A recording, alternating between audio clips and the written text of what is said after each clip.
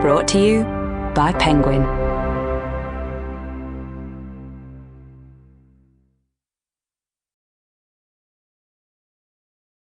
The Number One Lawyer by James Patterson. Read by Kevin Stillwell.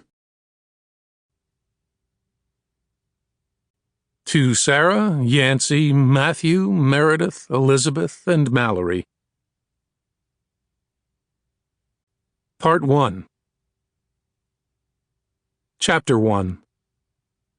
It was a Monday morning in Biloxi. I had on my best suit, fresh out of the dry cleaning bag. I wore my lucky tie, the one my wife, Carrie Ann, had given me 2 Christmases ago.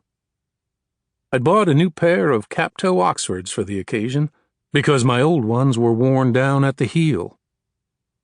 I didn't want to look shabby next to my client on this big day.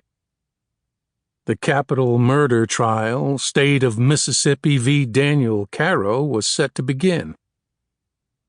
I took a deep breath to center myself, gave a final glance at the note card in my right hand, made eye contact with my audience. I'm Stafford Lee Penney, attorney for the defendant, Dr. Daniel Caro. Ladies and gentlemen of the jury, this is what the evidence will show. I'm a second-generation Mississippi attorney. My father, Charles Jackson Penney, is also a trial lawyer in Biloxi, Mississippi. He has been known to proclaim, so often over the years that I've lost count, that a lawyer wins or loses his case in the opening statement. The old man is half right. After 15 years of practicing law, I know you can lose a jury with a weak opening, but the opening is too early to win the case. Witnesses will take the stand and evidence will pour in.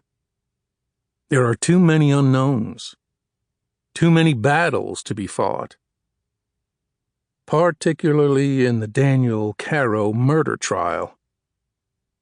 We all heard the district attorney, Henry Gordon James, outline the evidence he plans to bring before you, I said. He went on and on about exhibits and experts, didn't he? Made all kinds of promises. But you need to think about what Mr. Gordon James failed to mention. What word did he not say? I took a step forward. I wanted to move closer to the jury to ensure they'd listen to my key point. Ladies and gentlemen, that word is circumstantial. All the evidence in this case is purely circumstantial. The prosecution will not produce a single witness or a shred of evidence that directly ties my client to the crime he's been accused of committing.